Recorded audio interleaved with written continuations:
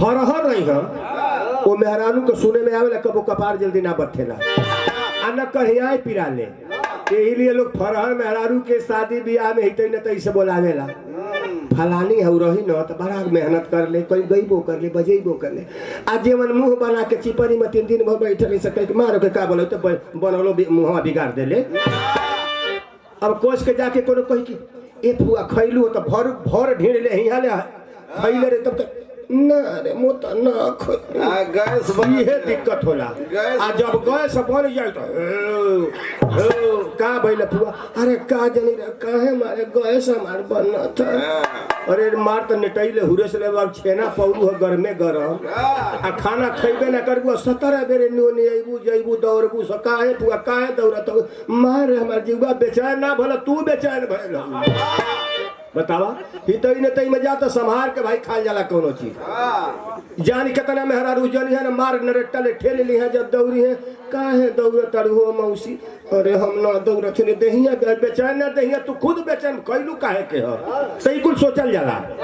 नाचे गावे वाली बजावे वाली मेहरारू के देखबा फरहरई कबो कपार ना बथी तनी दौड़ के गाऊ ली है तनी दौड़ के दलियो चला ली है तनी तरकारियो भूज ली है आ तनी ओनिया जाके कपड़े गाऊ के ली है तनी हिलाऊ ली है जैसे तुहार मलकी नहीं इतना बात सही है भाई देखा कहे वाली बात नहीं खे परमात्मा जोड़ी बनाओ तो सबका जोड़ी वैसे बनाओ जैसा हमार बनल बा भाई सीधा बात बा का तोहर जोड़ी ना हो तोहरो जोड़ी तो बा सिपाही जी को तो इनका 3 गो जोड़ी है भगवान करो कि तोहर लोगन का 5 गो जोड़ी होके ए भैया देखो जेकर जो को तुम लोग कहा जा भाई मीनाक्षी ये बताओ जैसे प्रेम बा अगर जैसे बोलत चालत बा जैसे बनाव हो गल बा तइलो मजा ले लो कि 3 गो जोड़ी है 4 गो जोड़ी 5 गो अरे भगवान कहे कि तुम लोग 10 गो जोड़ी बनावा जा भाई। अरे भैया तुम्हार जोड़ी पर जोड़ी रहे देखा बतावल जाला बेटी बेटा कितना कितही मेहरारू रही है बेटी बेटन के पढ़े के समय हो जाई कब वो ऐसा गलती मत करिए जा चल हाँ के मेहरारू अपनी बेटी बेटा के पढ़ौला खातिर अपने आज भी अपने खाना बनावे ली कि ज्यादा जतन हम खाना बनाए हमारे लड़के लेको बढ़ के पढ़ लिया हैं आई है चाहिए कितनो बेटा पढ़े जात बा 5 साल से 10 साल अगर वो लड़का पढ़ के आवता तो भलुक पढ़ता हो जब तू 1 घंटा बैठबू तो लड़का पढ़ी नमो भैया केकर ह भैया नमो बोल रहा सिकंदर लोहा टिकट झांसी वाले हाँ झांकी वाले हमारे भैया हो तनी गलती होती खलाउरी तक बोलवा दिया हो हमारे भैया बहुत बहुत धन्यवाद। परमात्मा हर मोड़ पर सुखी रखे यह सही है अगर लड़का बेटी बेटा के पढ़ावे लिखावे के चाहत हो जा तब 5 साल से लेकर 10 साल 12 साल तक ले उम्र होला सुधरला के लड़कन के लड़का कितना भी पढ़ के आई लोग के खाना पीना दे के तू कुछ काम करत हो खा लड़का के पढ़े के बैठा था तू 1 घंटा हो गए निगरानी कर दे कि बाबू तू पढ़ हमें जो बैठल नहीं लड़का डेरा डेरा के पढ़ी आ जानी के हम जाए तो मम्मी बोली आ वो डर में आके लड़का पढ़े का लाइन धर ली आ जब पढ़े का लाइन धर ली बाबू तो महतारी बाप के बैठने की जरूरत ना पड़ी। पहला बात महतारी अगर लड़की पढ़े वाली है तो खाना अपने बनावा लड़की के पढ़े दा कितना तो आजकल जगत चोटिन होली कि लड़की का समय हुई है मम्मी हम जाते खाना खा ले और थरिया निकाल के तोप के हमारे मुड़वरिया जो रहे हम किए तक निकाल के खा तोरी मुंह में डाढ़ा लगो लड़की का पढ़ाई छूटत है प्रार्थना का समय हो गई कहते थरिया तोप के जो ये कहो को मेहरारू जंगल चोटी नहीं सन ना होके चाहिए भाई सीधा देखा इंद्रासनी बाजा बजावे खातिर माता बहनी लो मनौती माने लिए हे खोरहट के दैया माई हे सोनारी भगेश्वरी माई हे तरकुलहिया माई हे छठी माई हे हुकहवा बाबा अगर हमार मनसा पूरा हो जाई तोहरे दरबार में आई तो अचरा पर का नाच कराई तो वह इंद्रासनी बाजा बजवाई इंद्रासन में बाजेला तो देवी देवता के दरबार का काम शुभ होला। आज यहू माता जी के दरबार बा यहू जो बाजा के बजावता नहीं आ यहू जन का काम शुभ हो जाई भाई बड़ा भाग्य बा ये दरबार का हम लोग को माता रानी के दरबार में बाजा बजौने का मौका मिलल। इंद्रासनी बाजा कैसे चढ़ेला आ कैसे बजेला आप लोग देखत रही सुनत रही, बढ़िया लगी तो ताली से सम्मान करिए, जब बढ़िया लगी तो देखा भाई। जब चढ़ावे ला लोग खूब बढ़िया रही, को चाकर रही, को पातर रही, आ दोनों के बजेला, अगो बजी पछो बजी। एगो राम लगीना चौहान मृदंग वाला ऐसा कलाकार हो कि दोनों बाजा बजावेला। और चकर को बजाऊंगा, पतर को मनाऊं मृदंगवा यार। हाँ सब लोग तक काम गड़बड़ा जाई। मैंने पछलवा चाकर होला, अगेलवा पतिल होला। अरे यार तो घर में बाहर में का बात है, बाजा बजाई तो कहीं बजा दे, कहो सकता कहीं बजाई के ना बाबू, सत्तार जाने ला। रसरी खींचल जाला तो करवजिया टाइट होला, जब रसरिया टाइट होला तो आवाज देला के तरह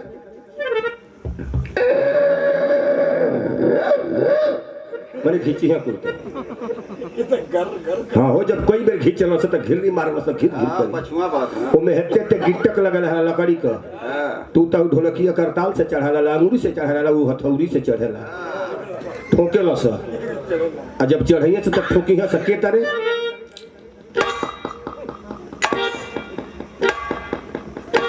जब ठोक ली है सर, वो करीब बाद चगर का बजे है, पतर का बजे है सर, पहले पतिल का उल ठोकी है सर। कैसे बजी?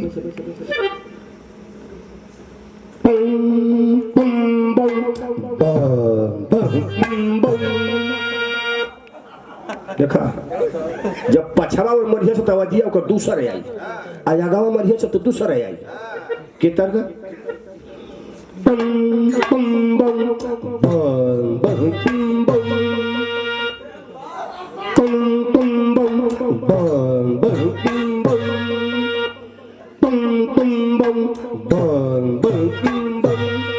और ठोक ली है सर। आ ठोक ली है सर तो बजे है सर, जब चढ़े लगी तो को ताल में बजी, कैसे बजी? कैसे?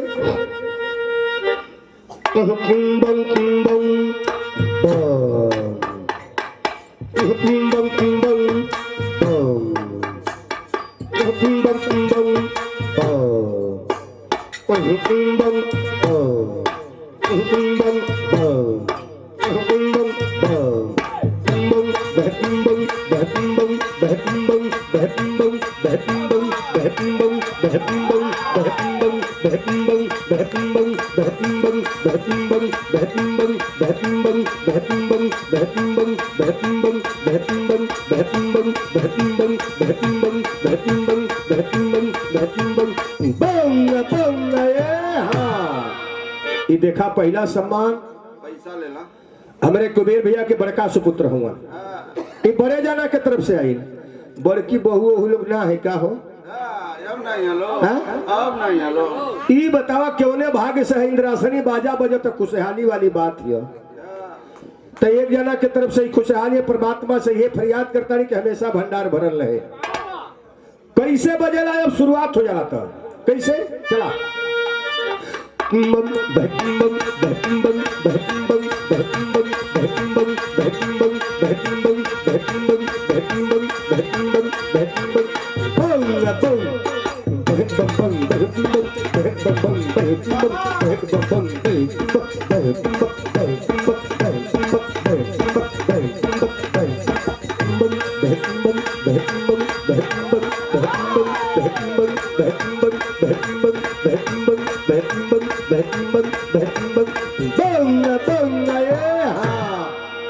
रुक जा भाई, दुकानदारी है, यह दुकानदारी है मन का भाई।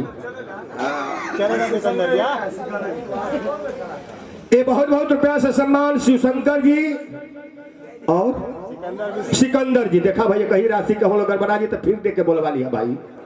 ये बहुत बहुत रुपया से सम्मान भैया लोग की तरफ से, जहाँ रहे हमेशा परिवार में खुशहाली बरकरार होके हर मोड़ पर तरक्की की ओर बढ़े भैया लोग। अब कैसे को गिनतो रही लोग कितना ताल भाई, 3-4 ताल हो न गई। अब देखा दुइये भइल ह का गिनत हुआ, बेमानी करत हुआ, गद्दारी करबा। अच्छा ठीक है गिनत रहा। हाँ आवा बिना चल चावा तो हूँ, आवा जल्दी आवा। देखा गिरिया मत हो चाचा, बहुत बहुत सम्मान दाहो भैया, गुड्डू भैया दा। भगवान करन का हमेशा जिंदगी भर पतो ही इनका सेवा करो। हाँ इनका बुढ़ौती पार हो जाओ, माता रानी का कृपा हो के हमेशा फुलवारी हरा भरा रहे, ये हम मालिक से फरियाद करते हैं। हमारों को तनी उम्र उनके उरी लग गई। कैसे भैया? अब चला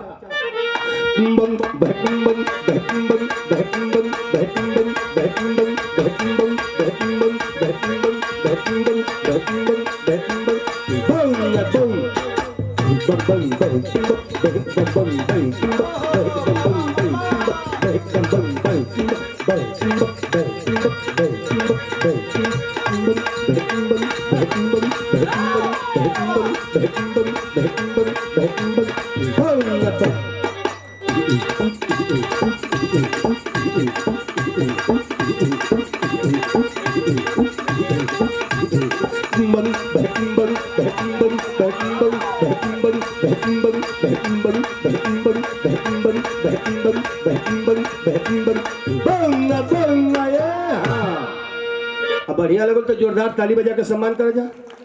और तो हम लोग कस के मत बजैया जा, अबे झगड़ा करे के रही। हाँ झगड़ा कर, अरे हाँ रे हाँ, और तब बच जाए ताली और सम्मान करके धीरे से मच्छर मारा था। यार का हो एकदम से तू हम लोग हमारे बड़े बड़का भैया, आप बड़े भैया कुबेर चौहान जी, जिनके आशीर्वाद से आप लोगों के चरण का दर्शन भइल, ये बहुत बहुत प्रणाम करता रही, बहुत बहुत धन्यवाद करता रही कि परमात्मा हर मोड़ पे सुखी रखे, हर मोड़ पे तरक्की की ओर परिवार के ले जा। देखा भाई, जब बजावत ई मृदंगवा बड़ा वजन रहेला, अगर ओरिजिनल अगर शीशो कर रही तो 30 किलो से 35 किलो कर रही। अगर कस के बजावत बजा बड़ा मजबूत हो जाना से बेचारा, मजबूत तो हो जाइए से, लेकिन जब 2-3 घंटा बजा दिया से, जब सिहर जाइए से हाई वजन लगी तो चिंगुरे लगी से, तो ऐसे बजे से तो लड़का कह सके जान थवे काहे नहीं रहता, जान थवे ताल पौले एगो कह के, अब तू ही बता ना काहे नहीं रहता, तो कह के पौले है तो कह सके का पौले है रे, तो कह के ताल पाओ था तब नहीं हो रहा। अरे वो कह घोड़ा ताल पाओ था कि कोकर हालत खराब होती है, लेकिन वो कहे सके पौले है तब नहीं हो रहा था, पौले है बाहर। उन्होंने को बड़ा गजब सोच रहेला। तो गुड्डू बाबू तब के तरह बजेला, बम बम बम बम बम बम बम बम बम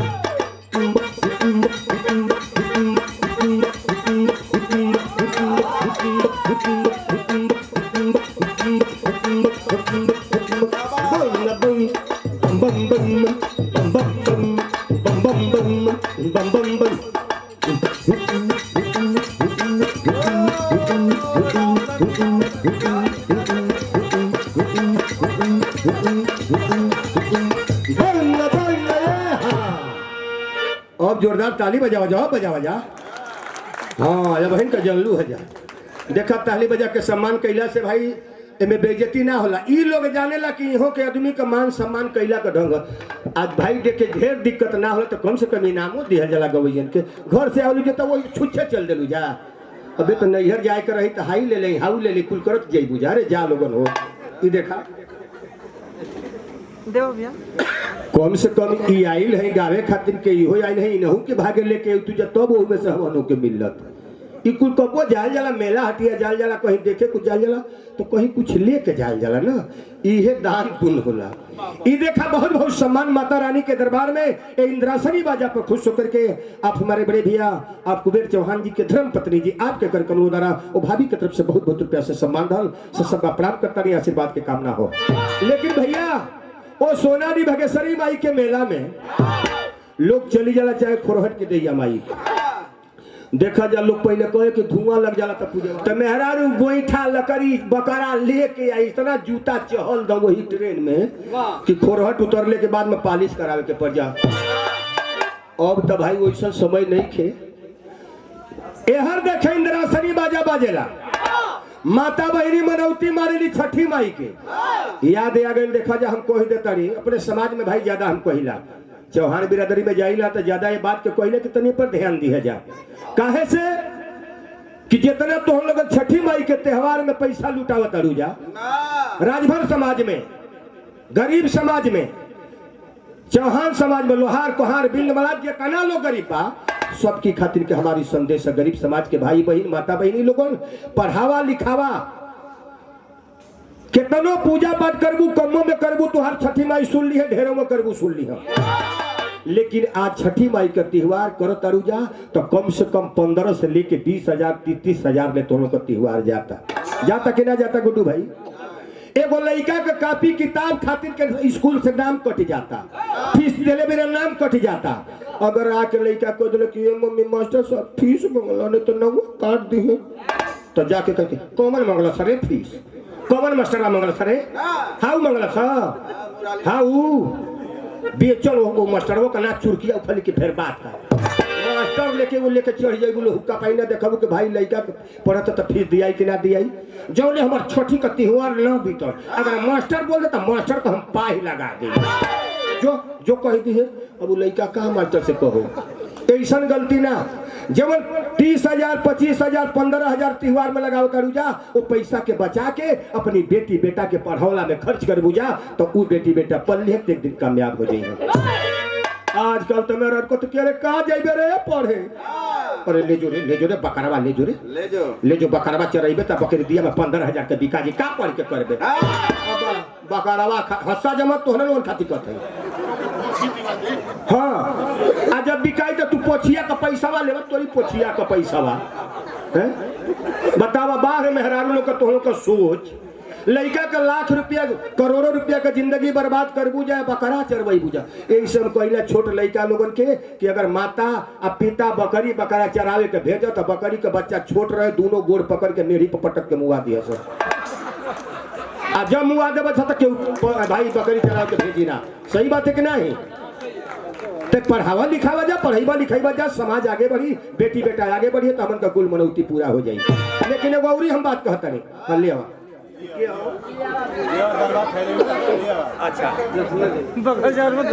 देखा ये बहुत बहुत सम्मान आप लक्ष्मीना देवी आपके कर कमलों रहा परमात्मा हर मोड़ पे सुखी रखे कि जहां भी रहा वहां परिवार में खुशहाली बरकरार हुई है। हम माता रानी से फरियाद करता रही। देखा ये दान पुल कोई व्यर्थ ना जाला यहाँ देवू तो वहां जरूर मिल जाये। जे 200 रुपया दे 20 रुपया पा जाए 100 रुपया दे 200 भी है क्यों तरह भगवान ते दे माता रानी की कृपा हुई कैसे आई जाए दा हो गुड्डू भैया तेन देखल करा भाई नंगो बता दा अरे चला भाई जे भी होके देवे वाली बहनी के माता रानी के कृपा बरकरार हो परिवार में हमेशा खुशहाली होके ये मालिक से फरियाद करता रही। देखा भैया हम बता दे तारी तरीके में त्योहार वही तरह से करिया जा। देखी देखा मेहरारू कहले की अरे हऊ गजोधरा बो हऊ जवन बा 20,000 का पैजनी लेके आइल हिय जगधरवा बो के पैजनी 20,000 का देखल हे चिंटू का पापा तू हम हमके लिया देता न तब काहे कि तू ही न कहला कि अगले छठ पर अब उनका बिना मोटर गार्ड का साइकिल लेके मऊ जात हूं काम करा के चर पर चर बतावा टायर लगाओ भर के बेवत है ना दुल्हनिया पायल मांगत बाड़ू हाँ अब एगो मरवारी नथुनी मांग लेबू उनका हालत खराब। बतावा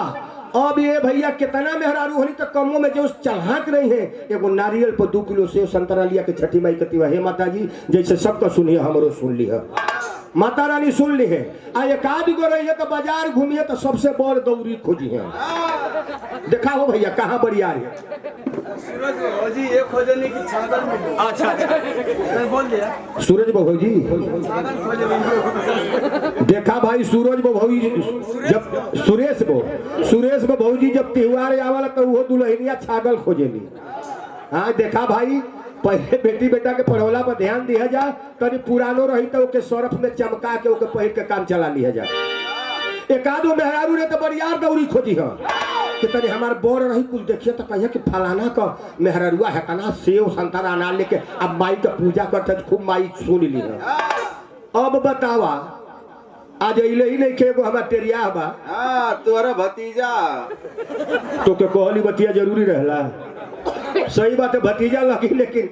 कहले की बता तो भैंस के तरह दूध दे तो कहला कि 7 लीटर दे ले आ होवे कोई न मती हां के पिएला हम कहले करे 7 लीटर का होला का तो के का पता है तू का पता तो के है आ सवेरे का कुल दूध चल जाला आ ओकर मालकिन के दावत देखबा तो वो खरी मती हम कल करे कुल 7 लीटर दूध हवा सवेरवा का चल जाला या सजिया को दूध का के हमारे घर खवैया ना हमें। अब बतावा ई तो हो सवेरे ही चल जाई काम पर आ राती का दूध रही तो आई सिहरल अपन एल्कोहल ले ले रही तो कहीं के दूध ना पियल जाला सुत जाई तो भैया हो यही लिए हम बताइला अपने ले ली है 1.5 मन फल ला दिली है आज अपने लोटा का पानी लेके गाँव चल दी है कि हरियर बासे का बहंगी लचकती जा आ केवन दुलरू लेके चलना बहंगिया छठी माई दिया घाटे पहुंचा ई बतावा कमजोर अगर मरद हो आ 1.5 मन फल वही दौरा में लाद देले हो गाँव जाता कि घाटे दिया पहुंचाए तो तू तो आगे पहुंच जेबू ई 1.5 मन लेके चकमका था पीछा में जे तनी ओकर वजन ना तनी दौरी का वजन है तो कहाँ ले घाटे पहुंचे ही तो नारी में गिर गई है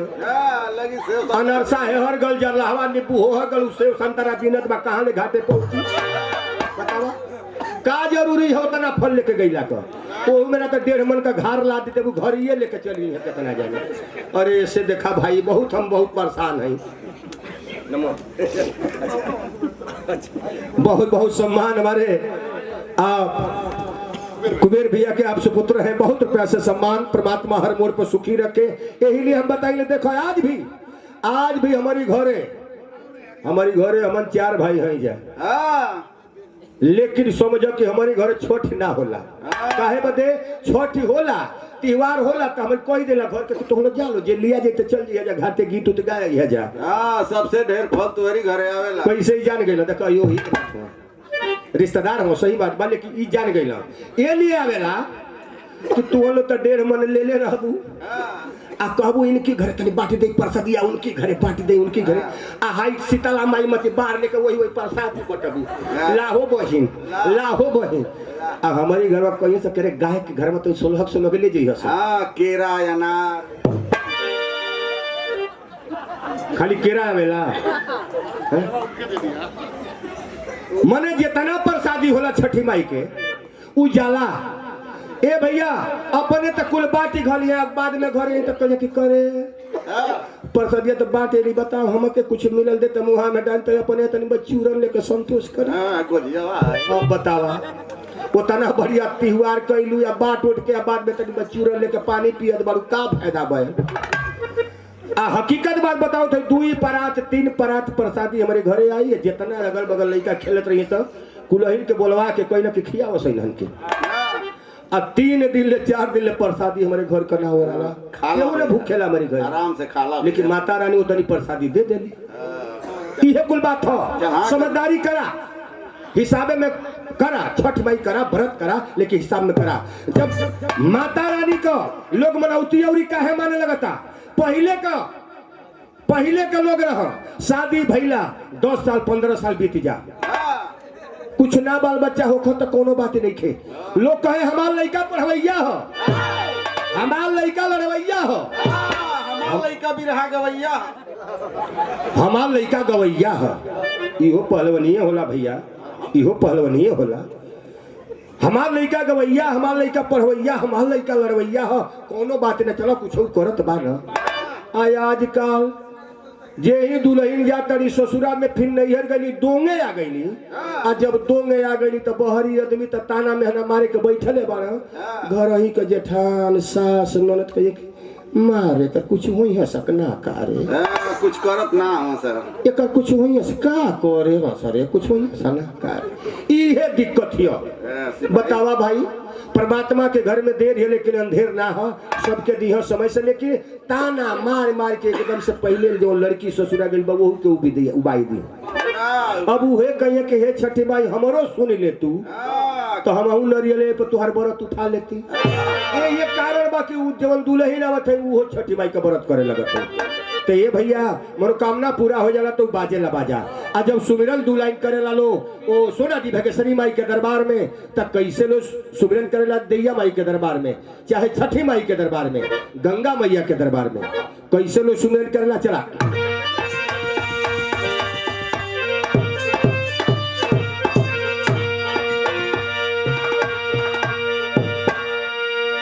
सुमिरन लोग करेला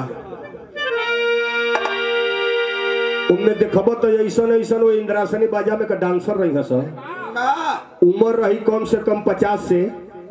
55 बरिस आ उन्हन के गोड़ गोड़ में देखब तो बेवाई ऐसा फाटल रही बुझाई कि गेहूं में देवाई दरार फाटल है आ वही करियवा मुंह पर इतना मुर्दा शंख पोतली है सब पूरा व्हाइट बुझाई के 9 लखा भट्ठा है आ इतना महंगा साड़ी पहनी है कि कम से कम 100 से 150 लेकर आ 10 गो घुघुर तो 7 गो तो फूटल रही हुई आ वही मुँहे पर ऐसा पेंट पोती है सब लिपस्टिक कहल जाला भैया। अच्छा ये हाई लड़की लिपस्टिक ऐसा पोत के वही तरह खूब ऐसा तकी है सब ऐसा हिली है सके ताकि तो जानी कि हमारा निक लेते ऐसा हिली है सब ऐसा बुझाई कि कोनो भैंसा की पीठी पर भाला मार देले लेकिन बाहर माता जी के कृपा कैसे लोग सुमिरन करेला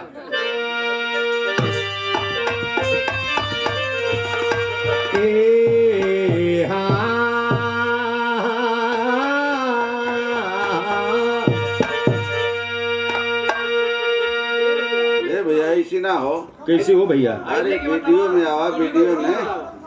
हाँ गमछावा का भइल चिल्ला था गमछावा सब गमछावे भाई। अच्छा हाँ भैया का हो तोरी बड़का गमछा। अच्छा देखा भाई ये रेडीमेड व्यवस्था है ना के जाए दुनिया के पीन तार लगावे 70 को प्लेट मारे काहे के मान लिए हर दोनों बगल से काम पे ये रेडीमेड व्यवस्था है ना लगी है लोग तैयार होके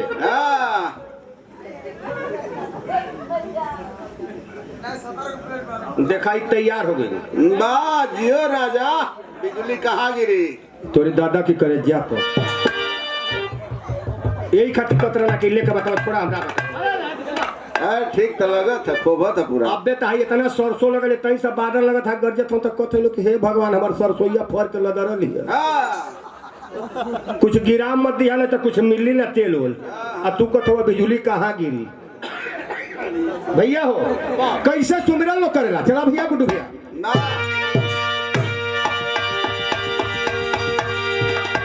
ए हाँ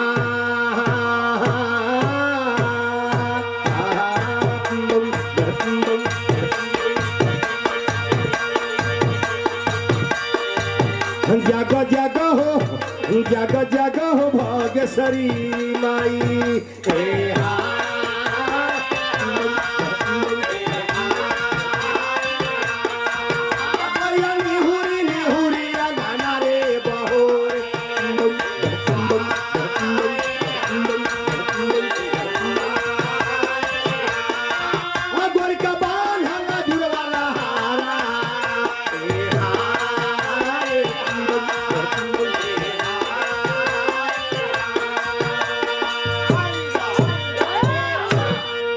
देखा भाई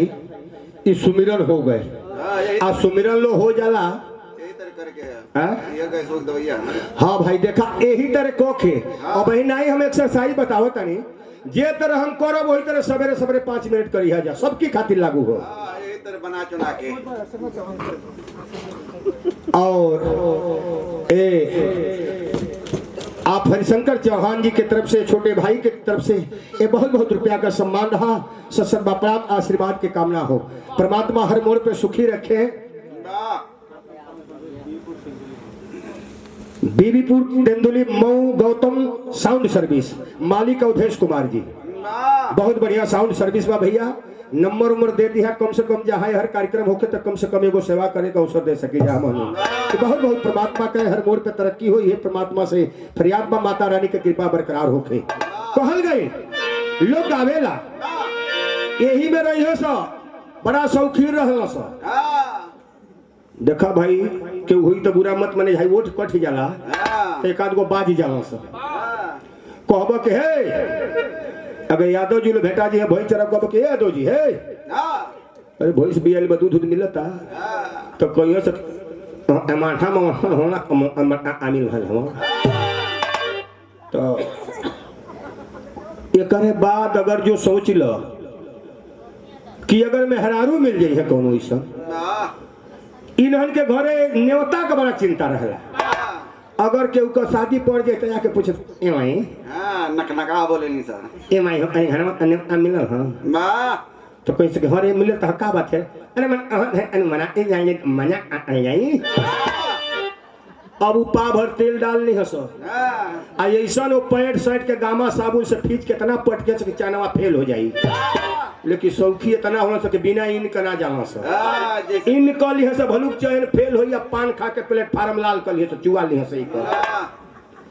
आई मलिकार कहियो कि कोनो लड़का बोलोरो पर मत चाहिए सर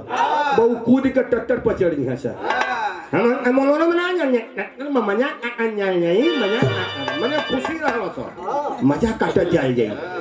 आ तेल चुआई से तेरे नाम झाड़ने से जाके खड़ा कहाँ हुई सर कि गरीब समाज का मेहरारू खटिया कयार करके जहाँ गीत गारी गावे ली तो ये जाके वो रडवा किला में कहीं से तकिए से झुक झुक झुक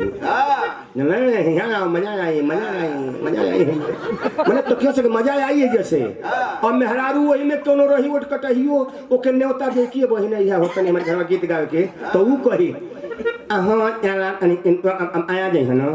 खाना वाना ने हम आई और हम तुम्हारे में हमारे मंगाई कहीं से हाँ हो वही नहीं है तो ऊ जानी कि हमके न्योता दिले अगर गीत ना गाए तो कहीं के गीत ना गौले है। लेकिन देखा वही में मेहरारू शुरुआत कर रही है सर मेहरारू कुल गई है कि जरा टारच देखा दो अरे मैं डाल देखूंगी वो कहीं से कि जरा टारच देखा दो मैं डाल देखूंगी तो ओठ कटहिया मैं कवा छोड़ ली हूं और वो ठवा और लगा के अचारवा से तोप के ऊ कहीं से कि जरा टारच दिखा दो मैं डाल देखूंगी तो ये गावत है सा तो बुढ़िया कछ करे छोड़ रे मैं कवा छोड़ रे का कही रे छोड़ रे ऊ कहीं से कि मैं डाल देखूंगी तो के ज्ञाना अरे मैं दो तीन हला कोई तो कि आई हो माय रे का पथरे अरे कुल हंसवा करे बट कते कि हम नहीं हम तो कोई से करे हमन का डाल देखे पथई जा कते हम उहे ने अंधे के बोलिए ना हम समझ में आवा कते से करे त कहे के गवथरे मोती गाओ तो कोई के तब होने गंगा हम जाते जब कुछ दूर ले जाए तो बदल दी है सर कहीं ऐसा कि अरे भागाला ये समाधि भागाला आया बखार है मरौआ से तो ले फिर दौड़ के आ जाए कोई एम अंगनियाई हो जाए फिर दौड़ के छोड़ी ले है करे कही कि अब ले अरे छोड़ रे छोरा सरे हमन का भागला कथे जा रे ऊ का कही छोरा सरे मार ले के भागत हिया हां जोने गाय में ने हम छोड़ा बना जोने गाय में ने छोड़म ना ऊ कथै से कि भागला ए समाधि भागला आया बखारे मरौआ से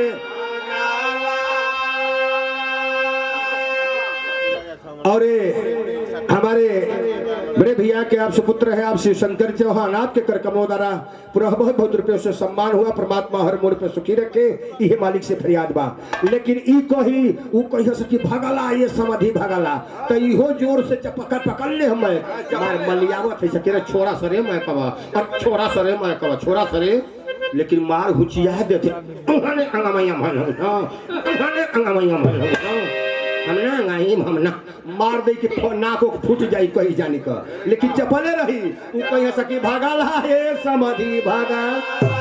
कहीं कही कि अरे अब करत कह करे हम का भागला कथ जाई का कही रे अब आवाज जौनाई त्योने तो कही वो कहीं से भागला ये समाधि भागला तो हो चपले अरे हां अब तू हला हां कर चले तो आई माई का कही रे का कही को छोड़ लिए तो जो बिना मैं कबोल कुल बरती है का हंसा घोला से का हो कतो की का अब देव के भाग के चली जाई लेकिन हर रही है से चमकी कोनो निगाह पड़ जाई वो ओट कटवा पर तो कोई के रे सखीतन देखबू अरे हो दो गलवा कितना तेल डाल ले हो नतिया के बेटा तो ई कह निकले हम हमार वाली हमार बात नतिया नखले माने ऊ जानी उतने में खुश रही कि हमार बात बतियावत है ई का जानी कि का कहत है लेकिन भैया ऊ कहे है आ मैं खलो अन कुहिंगा अन मजा आ जाओ अरे गावो तो जब कहियो से कि गावो तो जब शुरू कर दिया सब तो का गई है सब भैया ई हम एक्सरसाइज बतावे जाते दवाइयो हो जे तरह करब सवेरे सवेरे फ्रेश होखला के बाद 5 मिनट करिया जा 7 गो तुलसी जी खा के 1 गिलास पानी पी लिया जा। अगर हमेशा के लिए गैस ना खत्म हो गई तो फिर हमसे बात करिया जा। ये हमारे प्रैक्टिकल के चीज है। बहुत जना लोगन का फोन आवेला कि भैया एकदम हमन का बढ़िया है जा तो ऐसी लाख खैला से बढ़िया का कौन पैसा लगे के बा प्रोग्राम करावा दवाई पा जा वही लगले पूरा गांव निरोग हो जाई। कैसे भैया कैसे लगावेला अरे बलिया सहारिया के हार गलिया गलिया घुमली हो माया नवा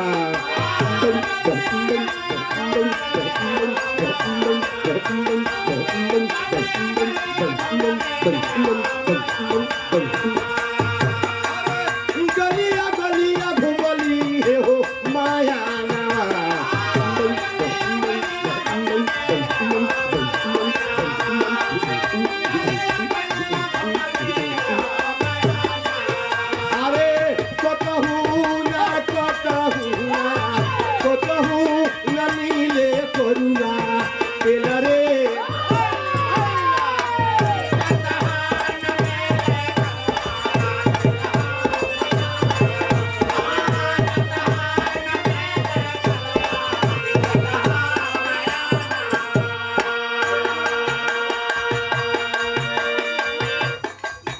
और हमारे भैया के आप सुपुत्र हैं पूरे परिवार की तरफ से बहुत बहुत प्यार दुला बहुत बहुत सम्मान मिला और बहुत रुपया का पुरस्कार मेरा बिनहतर चाचा की तरफ से रहा।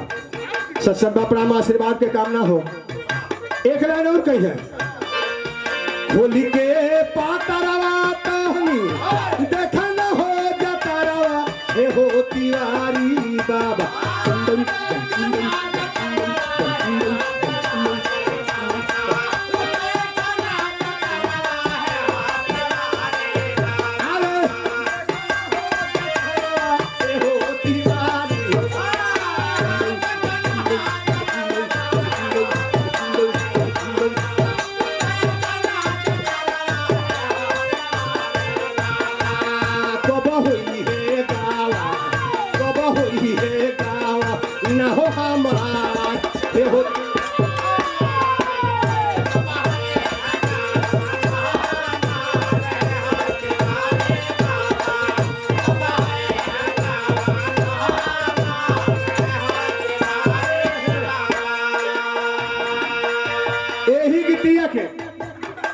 बंद करो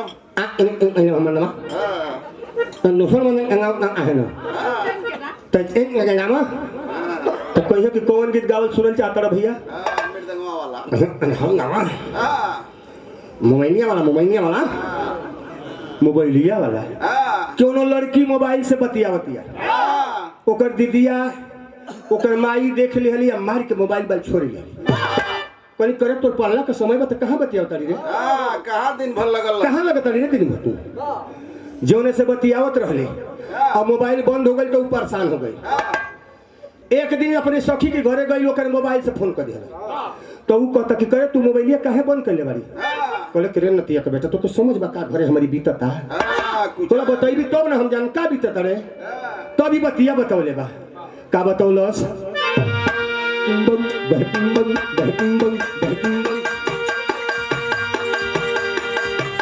माई हमर मरले बिया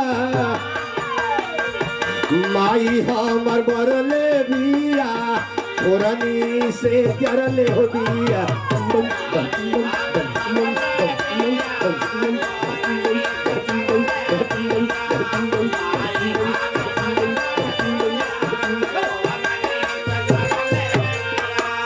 दीदिया हमार झोटा रे धई के दीदिया हमार झोटा रे धई के खूबे लसरले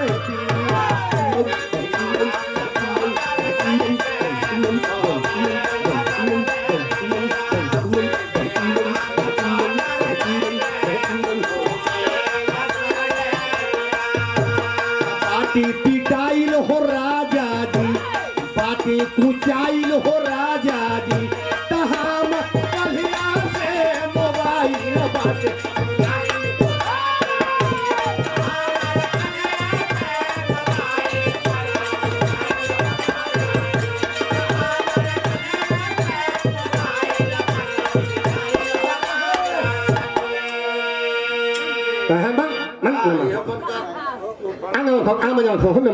हां सातो नदिया परवा वाला तो कहिए से की बताओ तू का सुनब हां मैं मजा ना आई हां हम कौन कौन आठों नदिया वाला हां सातों आठों नदिया वाला हां वो बजबहू वाला ऐसा समझदार है कि वही पर मेहनत करके सटा दिया तो ऊ कैसे कही सर कि अरे सातों नदिया पारवा से हर मोरे भैया अइला रे ना नदी लेकिन उम्मे के लोग इतना फरहर रहला ऊ कैसे गावेला अरे सातों नदिया पारवा से वो दिले के कस अगर केहू ने की लात के नीचे पड़ गए सातों नदिया यहाँ से वहाँ जाइए सर बिना मतलब को अपन भैया गोड़ा मत गया से कैसे कैसे हो अरे सातों नदिया पारवा से हर मोर भैया अइला रे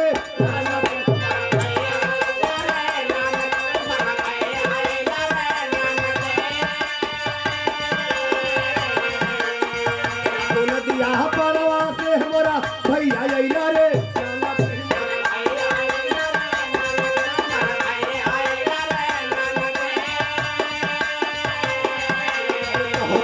नाही बाह बाह विधवा पहले छोटी रे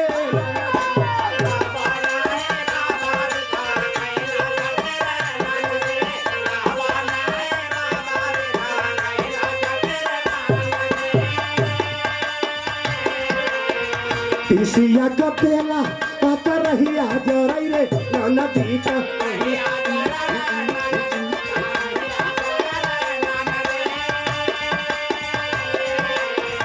तिसिया का तेला पता रहिया जरई रे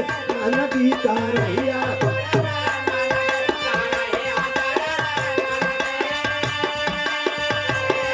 अरे वैसे जरे दियारा हमारे छोटी रे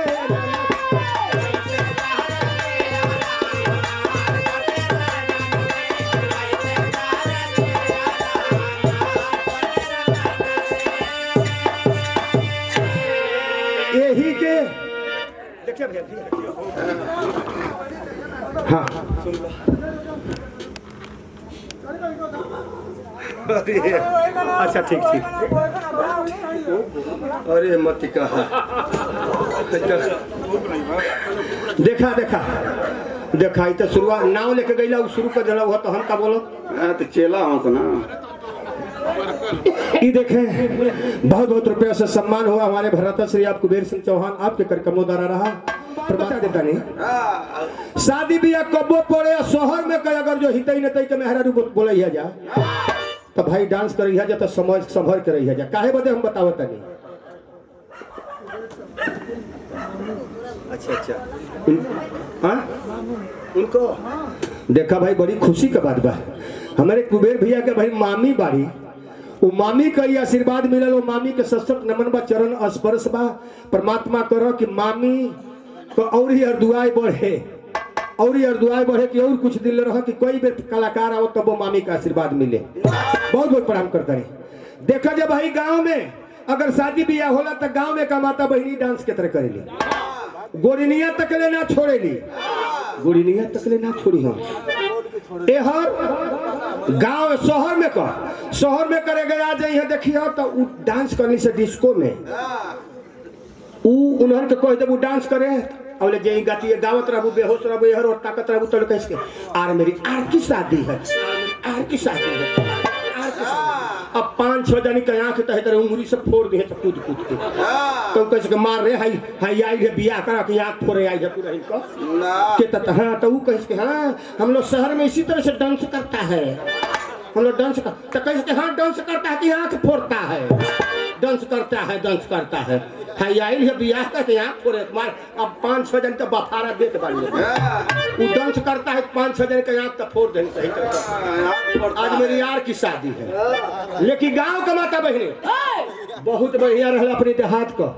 माता बहनी लोग गावेली बढ़िया से आ रसे गीत के गावेली कैसे गावेला लोग कि मुरकल कलाई बाही छोड़ा बलम बहिया छोड़ा बलम तनी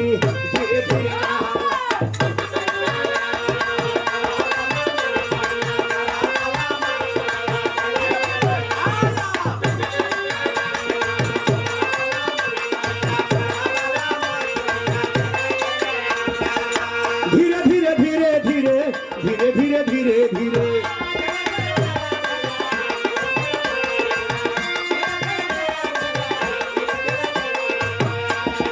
मुरकल कलाई बाही छोड़ा बोलम बहिया छोड़ा बोलम उतरिया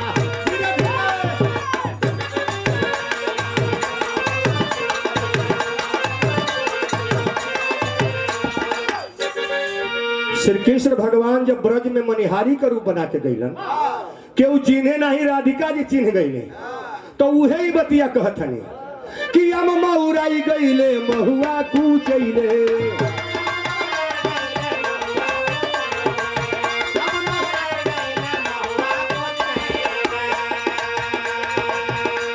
अरे महुआ कुचैले हो महुआ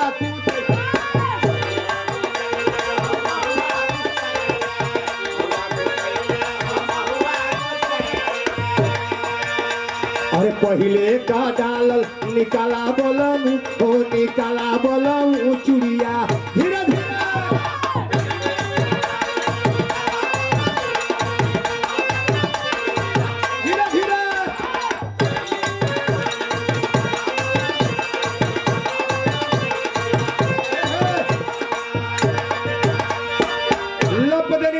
तले आ जाई वहू कना छोड़ी है सर उ गई है सर कि पातर पातर झींगा मछरिया कमरा डोहला हवाई रे पातर पातर झींगा मछरिया पातर पातर झींगा मछरिया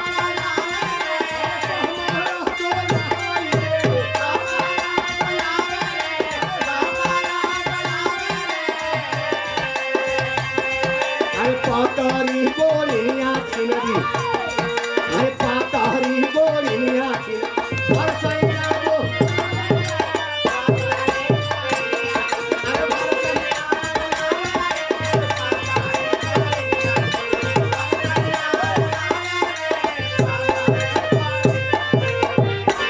यही गीत के तमाम गई हो सब तुहार पतोहिया के तरह गावेले सुन लिया अगर पहले जमाना का माता बहनी है समय का पतो जो चली दी है कक्कन छोड़ावे तो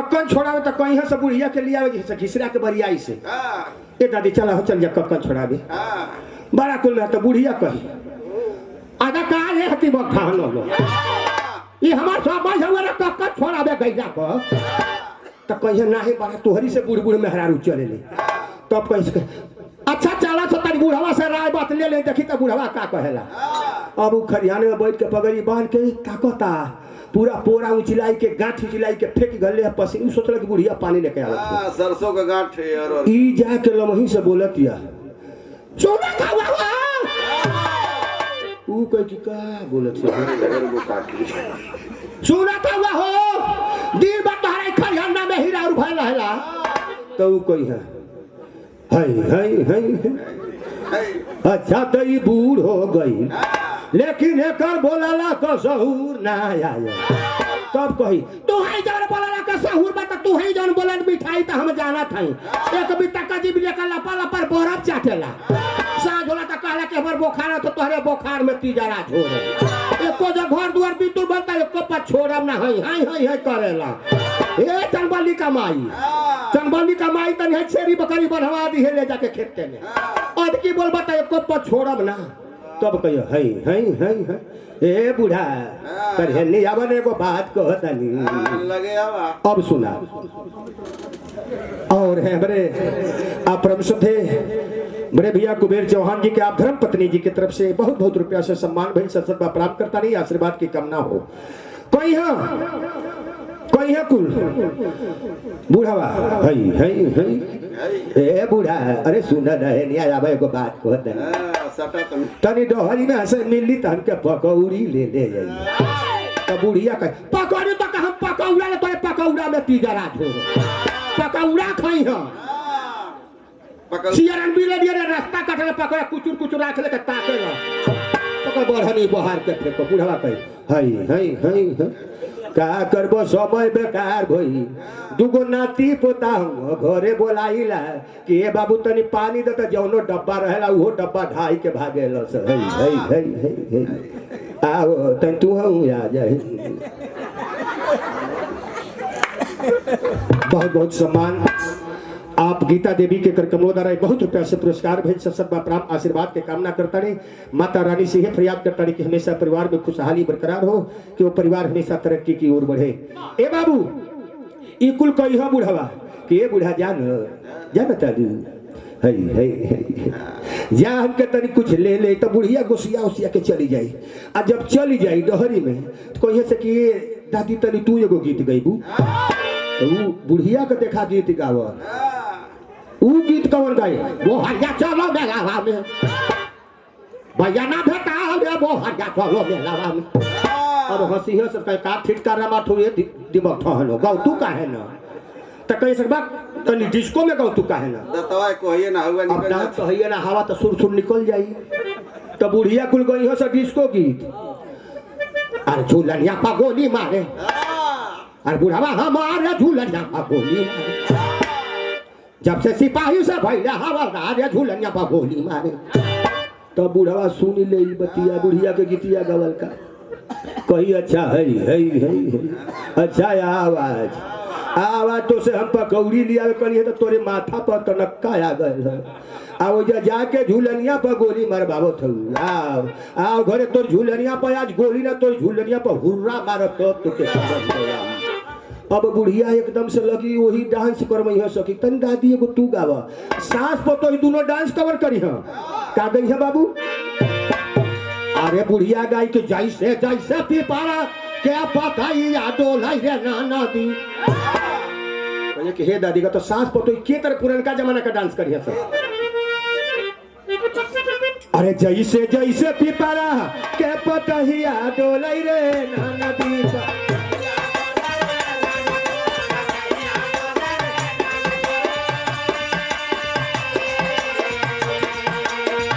जैसे जैसे पीपरा के पता ही आडो लई रे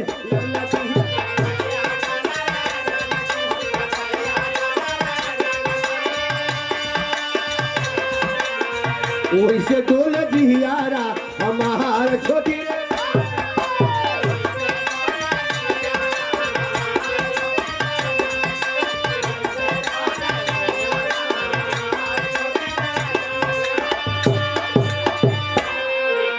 बड़ा कुल गीत गई है बहुत बहुत गीत गावे ने लेकिन ए भैया चलते चलत हे कोई में हो कुल रही है सर आओ कुल रहला सर हो हुरकवा वाला लेके तैयार रही है सर तो जब ही बंद करिए सर तले वो पर शुरू कर दिया सर ऊ कैसे बजे है सर कैसे बजाओ सर बजे है सर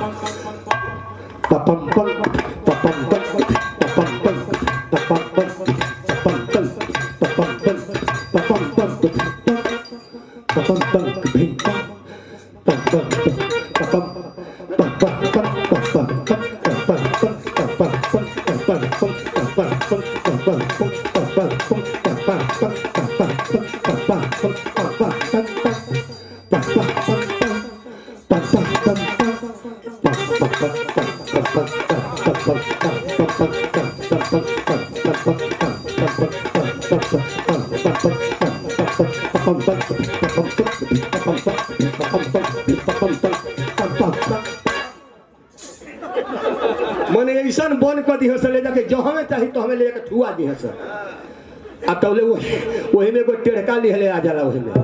ई बजाई है सर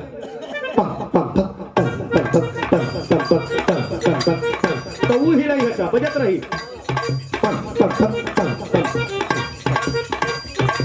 मने शुरू कर रही है सर एक ही बात वो बड़ा बड़ा गीत गावला सर का गई है सर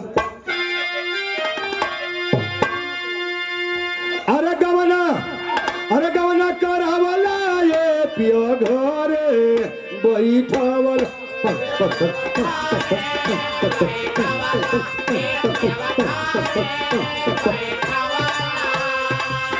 हर राजा हो घरे बैठवल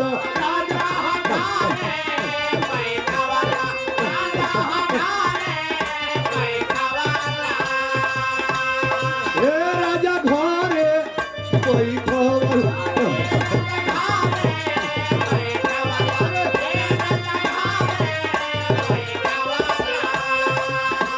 अरे अपने बसेला राजा हो अरे अपने बसेला राजा हो गुरुजी हो पानी जी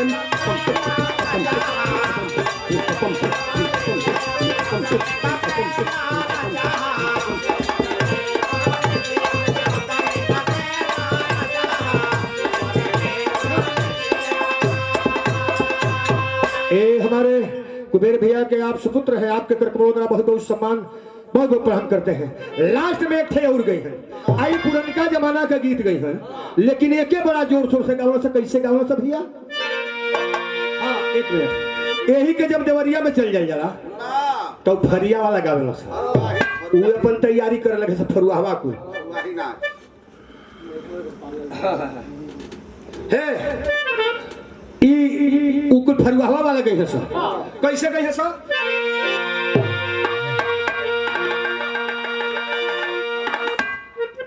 जब चल जाई बाजा देवरिया में उहाँ का बना सर।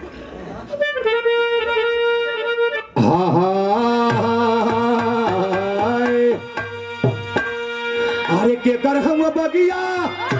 अरे के कर बगई चबा के कर हरी नाना अरे के कर हम बगिया के कर बगई चबा के कर हरी नाना अरे के कर हरी नाना कहान कैला फूला वरिया के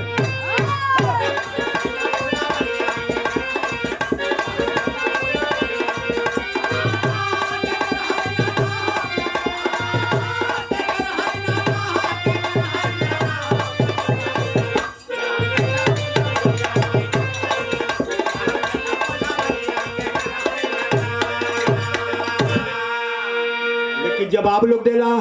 कि राम के बगिया और सीता के बगई चवारा भर के हरी नाना अरे रावण का हरी नाना तहन कैला फूला वरिया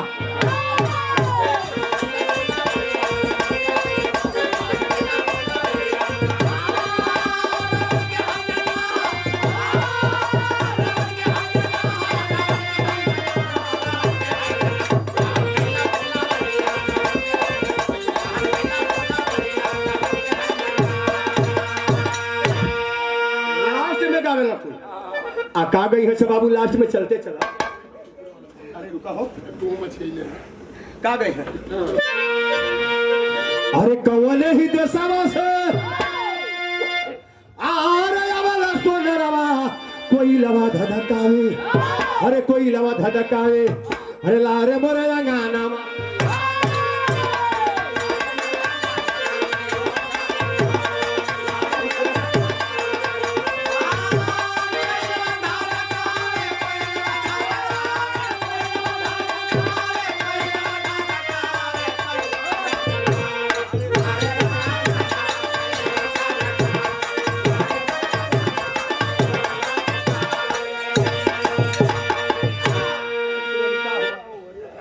सुत गई लिखा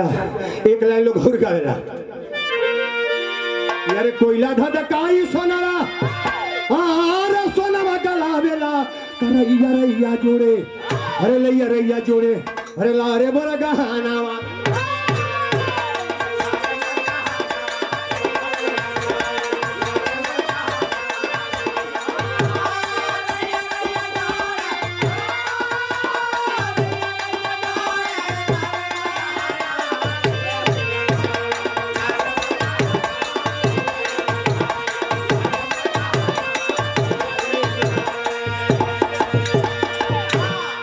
देखो जब भाई इंद्रासनी बाजा का बात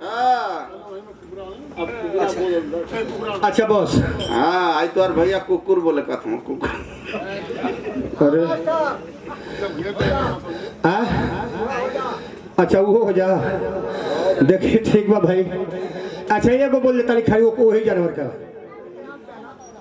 बस अब वही छोट रही है सब पिल्ला हैं? आँख ना खुलल रहेला तो 5 गो 6 गो रही है सब ओकरी दहिया पर ऊ चढ़िया ओकरी दहिया पर ऊ जब कुतिया ना रही है सब तब ऊ जब जड़वे लगे कि नहीं तो वो हर सब 3-4 कलैया मार के ओकरी पर से ऊ चल जाए ओकरी पर से ऊ चल जाए वो अपने में बोली है कैसे आवाज निकली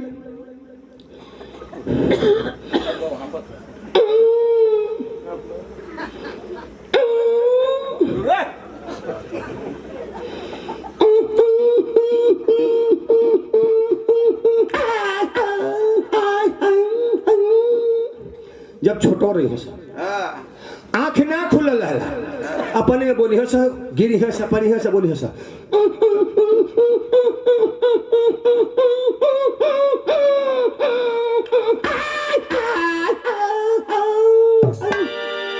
जब तनी से सयान हो जो सखिया खुल जाई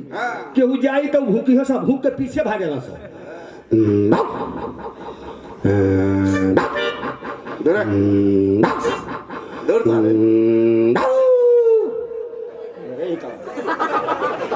बोली है सर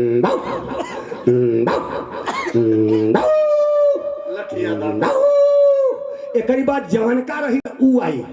आ जब ओकरी की छोटका जी तो काटी कैसे बोले सर पहले भूकत जाए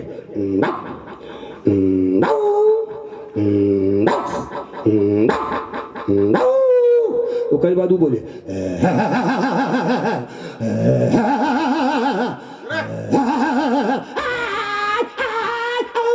फिर दूरे जाके भूकी आवाज तो हम संहारत है यार एक बाद जो एकदम बूढ़वा रही है तो शक्ति ना रही लेकिन को तरह से बोल के डरवावे बूढ़ऊ दादा जब खाना खाए बैठी हो तो लोग चली जाइए या बूढ़ऊ दादा एक ठेंगा मार दे एगो टंगरिया टूट जाई तो तैया से हेतर कूद दी आ तब तीने पर कूदा जब खाए बैठे तो कूदत कूदत आके आ जब खड़ा जाए तब वो टंगरिया इधर हिल्ली तो बूढ़ऊ कह हैं सिपाही दे तरे सिपाही जी का कुकुर आई तरह हिला देते लठिया फिर आ गए जब खाना खाए जाते तब ही आ जाता तो एक बाद जब बैठल रही आई दोनों जो है सर छोटका जब बड़का जवानका जो है तो ओकर के तो को तरह से बोली खाली बोल के डरवाई मने डरवाई भगिया सनाई आप हमारे बड़े भैया के आप सुपुत्र हैं आपके कार्यक्रमों द्वारा बहुत बहुत रुपया से सम्मान हुआ सत्सत प्राप्त आशीर्वाद के कामना परमात्मा हर मोड़ पे सुखी रखे कैसे बोली है सर जब बुढ़ावा की है जाई है सब दोनों पहले ही छोटका जाई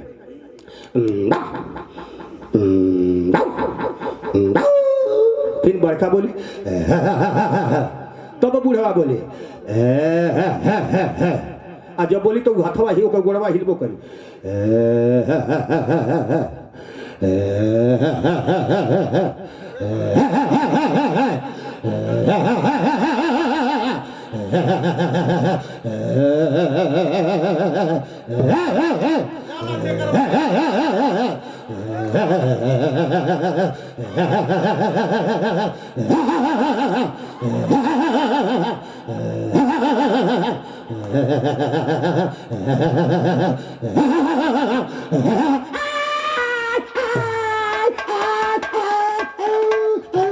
फिर दूर से जाकर रोके पागल दवाई पागल एक लाठी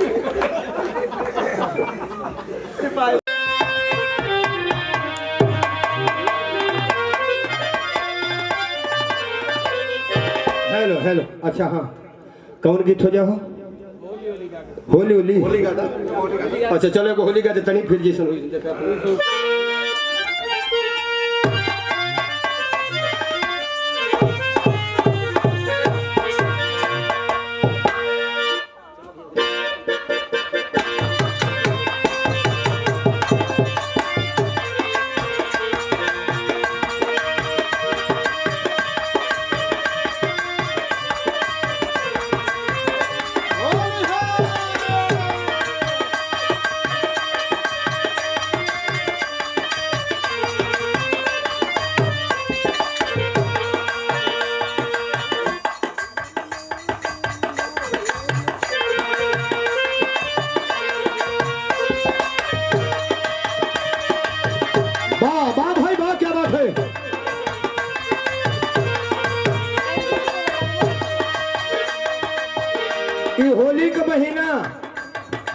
ई चलता आई महीना बड़ा भाई मन भावन होला। ये होली में देवर भौजाई भैया भसुर यहाँ तक ले सास पतोह सब ये होली के रंग लोग रंगा जाला। जीजा साली से लेके सब के हुई यही होली में रंग जाला। दोनों देवर भौजाई का होली बा रंग रूट देवर बा रंग रूट भाभी बाड़ी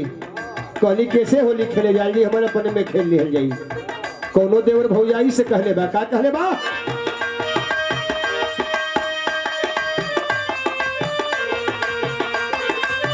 होली हो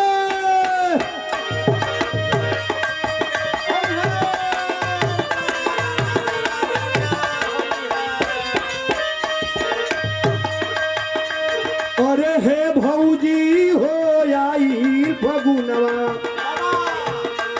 अरे हे भौजी हो आई फगुनवा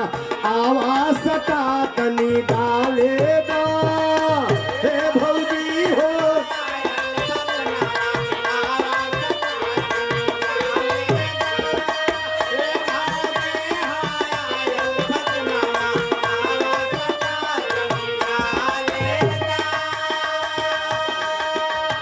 हे भौजी हो आई फगुनवा आवाज सटा तनी डाले दो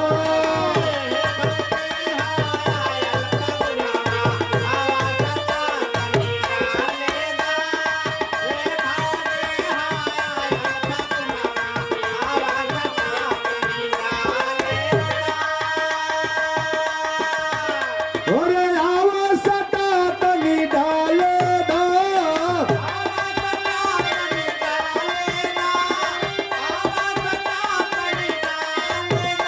अरे आवाज सटा तनी डाले दो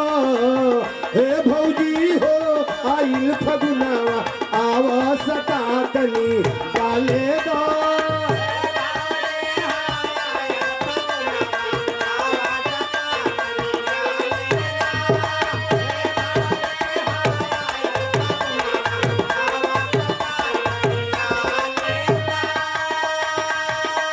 अरे हम मऊराई ल महुआ कुचाई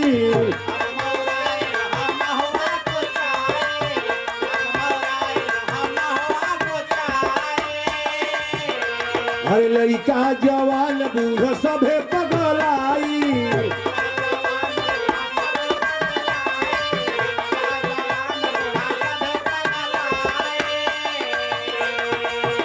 मोर मुदा बनल बा काल्हे का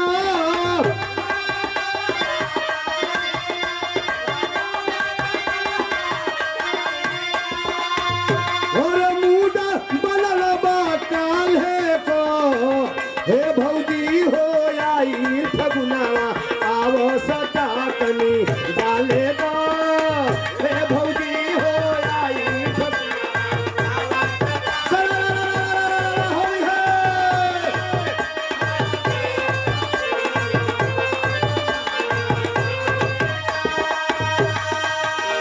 अरे सरसों फुलाइल मटर गदराइल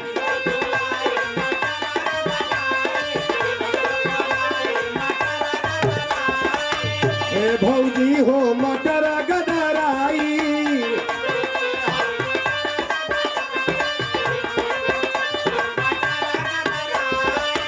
देख कली अब भरा लो भाई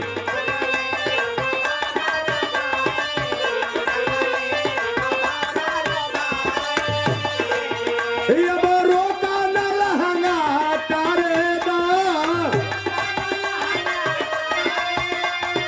कहो भौजी अब रोका न लहंगा तारे दा हे भौजी हो आई फगुनवा आव सटा तनी डाले दा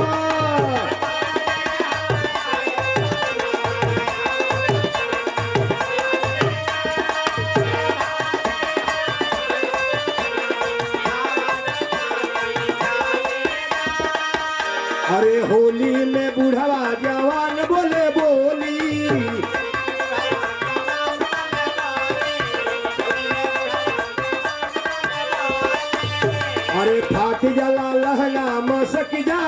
चोली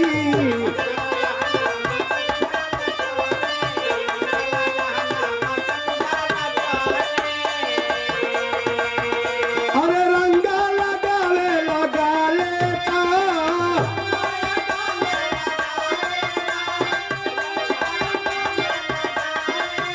अरे रंगा लगावे लगा लेता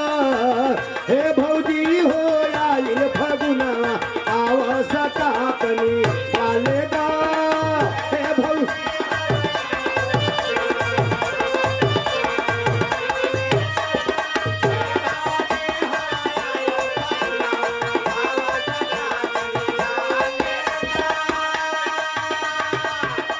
अरे प्रभुनाथ सरवर अमीर चंद साथे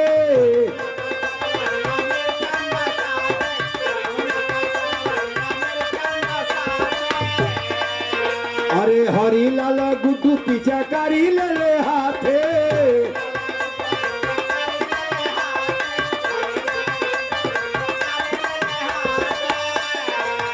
हरी नगीना देवरवा के डालेगा